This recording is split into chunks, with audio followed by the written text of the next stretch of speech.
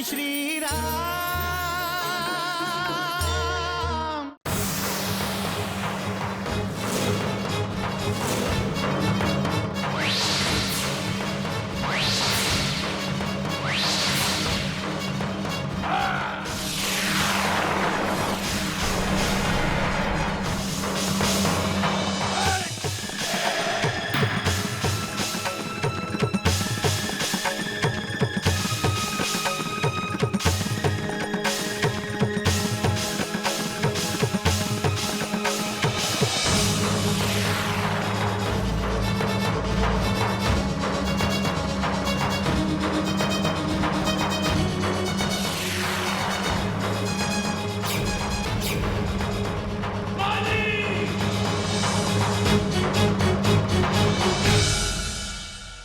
विष्णु के भय से हमें लंका का त्याग करना पड़ा। जब हम रसातल गए तो मुझे बड़ा दुख हुआ।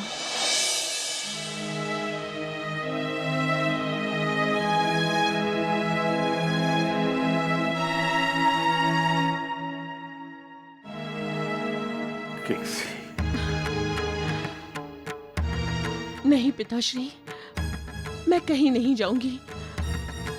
मैं लंका को छोड़कर कहीं नहीं जाऊंगी। देखो पुत्री, अगर तुम नहीं जाओगी तो तुम्हें अपने प्राण गंवाने होंगे। क्यों भला? मेरी रक्षा के लिए आप हैं। काका श्री माल्यवान है जो महाबलशाली और सामर्थ्यशाली है। नहीं पुत्री नहीं, विष्णु के समक्ष हमारा बल सामर्थ्य कुछ भी नहीं है। यदि हम सामर्थ्यशाली होते तो अपने भ्राता माली की रक्षा नहीं करते। विष्णु के सुदर्शन चक्र का हमारे पास कोई उत्तर नहीं है। यदि जीवित रहे और उचित अवसर प्राप्त हुआ तो पुनः लंका आएंगे, परंतु इस समय हमें लंका छोड़नी होगी। हाँ पुत्री,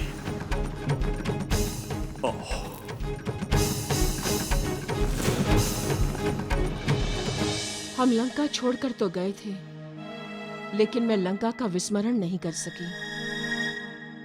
कभी कभी हम रसातल से बाहर आते थे तो पिताजी ब्राह्मण का वेश लेते थे और मैं ब्राह्मण कन्या का। ऐसे ही एक दिन जब हम रसातल से बाहर आए तो हमने वो दिव्य विमान देखा।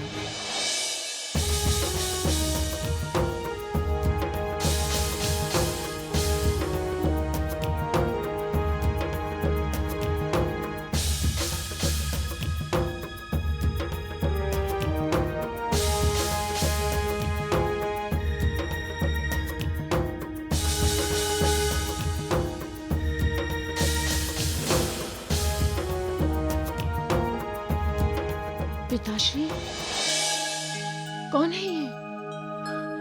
बहुत ही वैभवशाली है। सोने का विमान, सोने का मुकुट, सोने के अलंकार। हाँ पुत्री, ये देवताओं के कोषाध्यक्ष कुबेर है।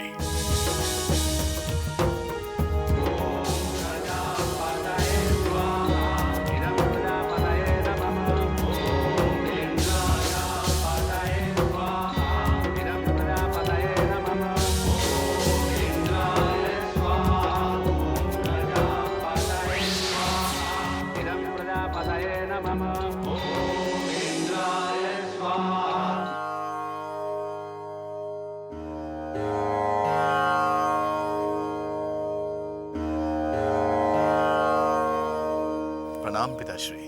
पिताश्री? हाँ किंगसी, ऋषि विश्रवा कुबेर के पिता हैं।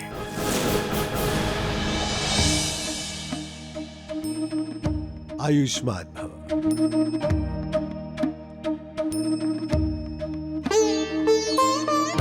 अब तुम बड़े हो गए हो पुत्र कुबेर। पिताश्री, पुत्र कितना भी बड़ा हो जाए परंतु वो सदैव अपने पिता से छोटा ही रहता है।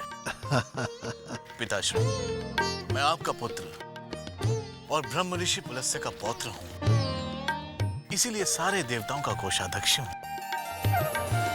कैसा है तुम्हारा नया निवास स्थान लंका?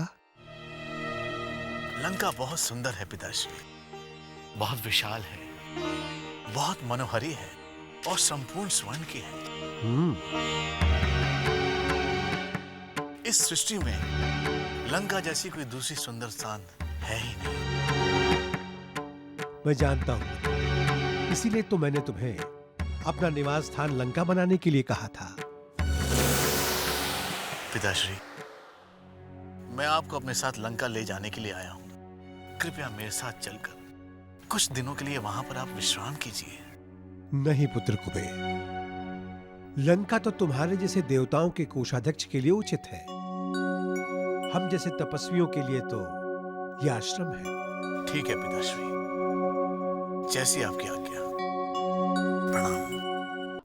पिताश्री, आप मेरे विवाह के बारे में पूछ रहे थे ना? हाँ पुत्री, हम इस विषय में तुम्हारे विचार जानना चाहते हैं।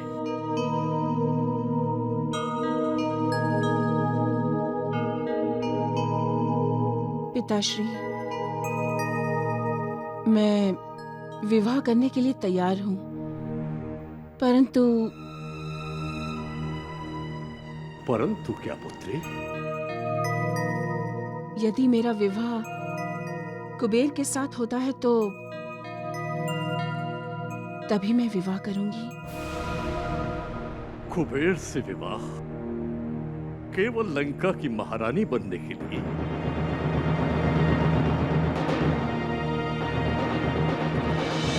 और यदि कुबेर विवाह के लिए सहमत नहीं हुए तो?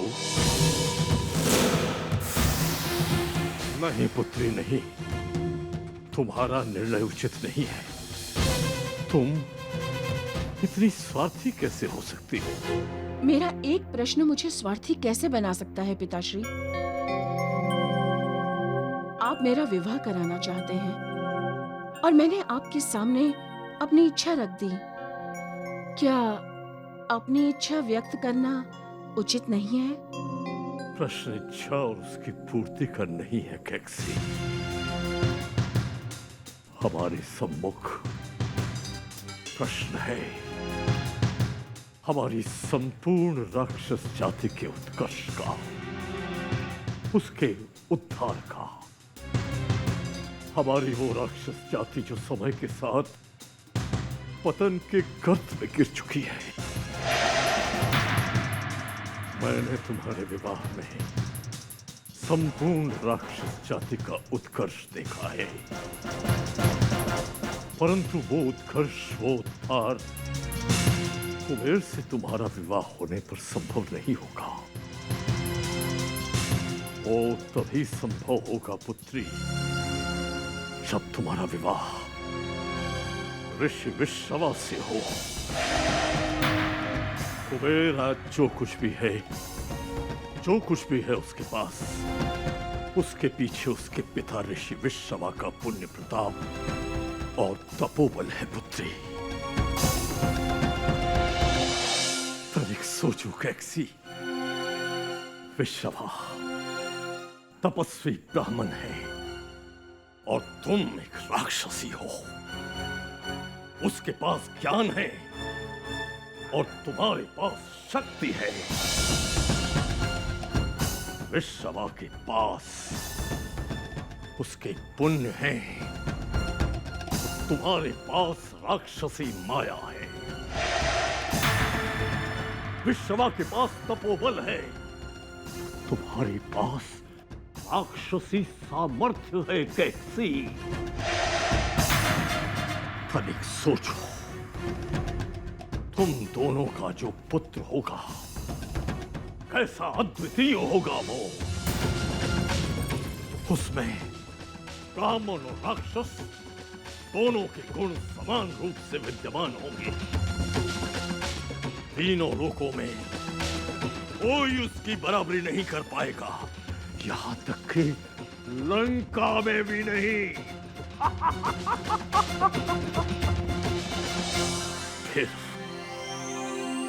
फिर हम राक्षसों को रसातल में छुपकर रहने की आवश्यकता नहीं होगी, क्योंकि सारे लोगों का संचालन तुम्हारा पुत्र करेगा। कैक्सी, क्या बात है कैक्सी, तुम किस सोच में पड़ गई पुत्री? यही कि क्या महर्षि विशर्वा मुझसे विवाह करने के लिए सहमत होंगे? इस विषय में तुम निश्चिंत रहो पुत्री, इसका उपाय है हमारे पास। महर्षि विशर्वा के साथ मेरा विवाह हुआ, परंतु सायकाल के समय मैंने उनसे पुत्र प्राप्ति की इच्छा व्यक्त की तो वो बोले, हे गजगामिनी, तुमने ऐसे क्रूर समय पर पुत्र प्राप्ति की इच्छा व्यक्त की है, इसलिए तुम्हें रूप और स्वभाव से क्रूर राक्षस प्रवृत्ति के पुत्र प्राप्त होंगे। महर्षि की बात से डरकर मैंने उनसे प्रार्थना की, तब उन्होंने कहा, हे सुमुखी, तुम्हारा जो आखिरी पुत्र होगा वो पुलस्त्य वंश के अनुरूप और धर्मात्मा होगा। फिर मुझे पुत्र हुए, पुत्री हुई। रावण, कुंभकर्ण, शूर्पणखा और विभीषण, चारों महापराक्रमी, विद्वान, ज्ञानी और बलशाली हैं। केवल विभीषण अपने पिता की तरह सात्विक और धर्मात्मा है। जब चारों युवा अवस्था में पहुंचे तो एक दिन कुबेर अपने वही पुष्पक विमान में अपने पिताश्री से मिलने आया।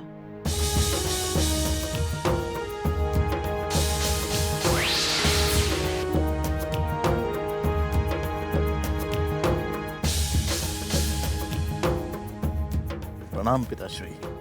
आयुष्मान भव। माँ, वो दिव्य पुरुष कौन है जो पिताजी से मिलने आया है? शीघ्र ही जान जाओगे पुत्र। माँ, वो दिव्य पुरुष हमारी ही तरफ देख रहा है। वो देखो माँ, वो हमारी तरफ आ रहा है। प्रणाम माताश्री। आयुष्मान भव पुत्र। रावण, अपने ज्येष्ठ भ्राता को प्रणाम करो। प्रणाम भ्राताश्री। तुम्हारा कल्याण हो रावण। माताश्री, आज्ञा दें।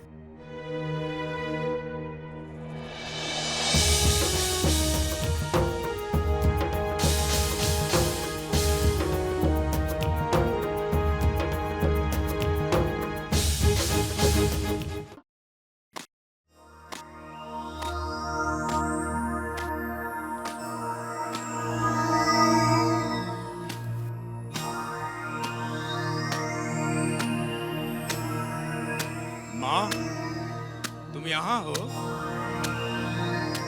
मैंने जब से उस विमान को देखा है, मेरा भी मन करता है मैं भी उस पर चढ़कर आकाश में उड़ूं, आनंद लूं। बस, अपने सौतेले भाई का वैभव देखकर बहुत खुश हो रहे हो, बहुत प्रभावित हो रहे हो कुबेर से। क्या पल भर के लिए भी तुमने ये नहीं सोचा कि तुम्हें भी कुबेर जैसा वैभवशाली होना चाहिए?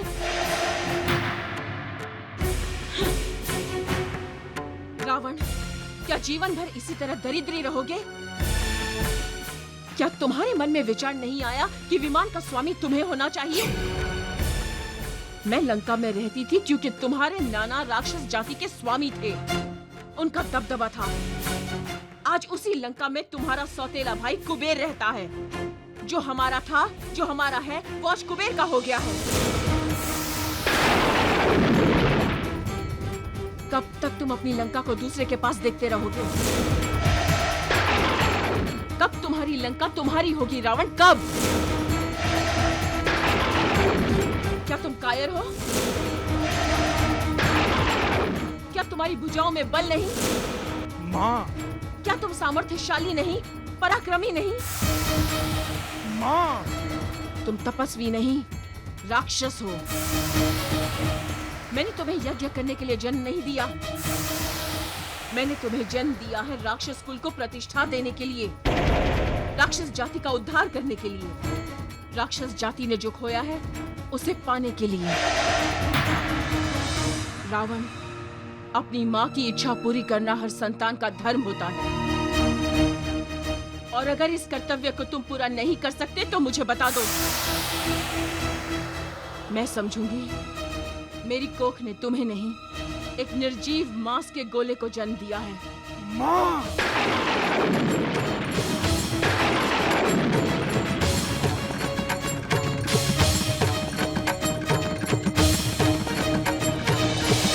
माँ,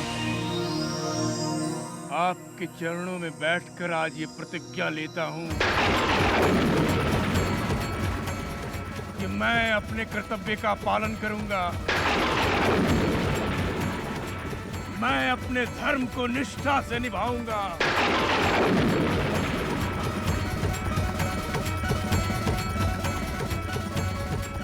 मैं भ्राता श्री कुबेर से भी बलशाली और वैभवशाली बनूंगा। मैं राक्षस जाति का गौरव और लंका दोनों को प्राप्त करूंगा।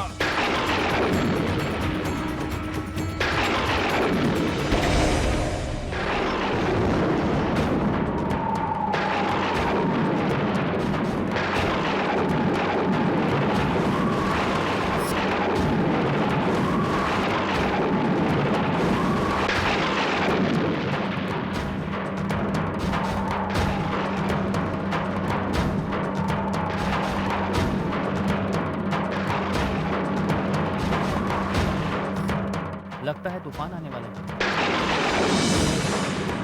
त्रिजटा, तूफान आया है। तूफान तो तब भी आया था लक्ष्मण, जब छोटी माँ ने पिताजी से 2 वचनों की पूर्ति की मांग की थी। तूफान तो तब भी आया था लक्ष्मण, जब हमें समाचार मिला था कि पिताजी का देहांत हो गया। और तूफान तो तब भी आया था लक्ष्मण, जब सोने की मृग का छलावा जानकर हम कुटी लौटे थे, और तब हमें ज्ञात हुआ था कि सीता कुटिया में नहीं है। पुत्री सीते, लगता है बहुत भयंकर तूफान आया है। चलो किसी सुरक्षित स्थान पर चलते हैं। नहीं माता त्रिजटा, अब लंका में कोई भी स्थान सुरक्षित नहीं है। प्रकृति ने इस तूफान द्वारा दशानन को संकेत भेजा है कि इस तूफान से भी अधिक भयंकर तूफान लंका में आने वाला है, जिसका नाम है रघुनंदन राम। सीता का हरण हुआ था, तब ये जान के मेरे हृदय में जिस प्रकार का तूफान उठा था वो केवल मैं ही जानता हूं। अब तो चारों तरफ तूफान ही तूफान है लक्ष्मण।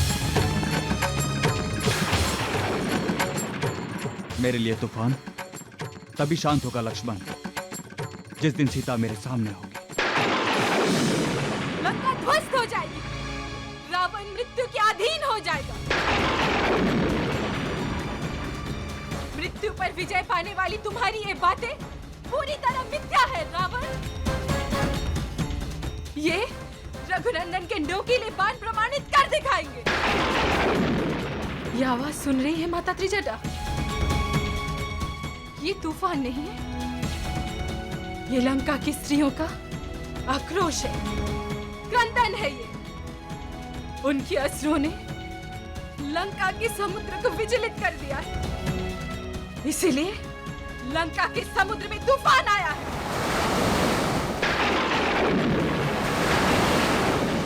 ये तूफान मेरे मन की दशा दर्शा रहा है माता त्रिजटा, मेरे मन की दशा दर्शा रहा है।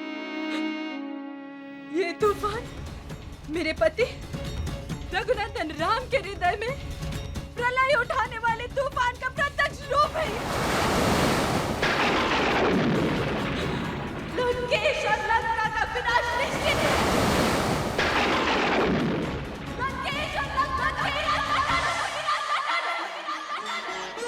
जय श्री राम।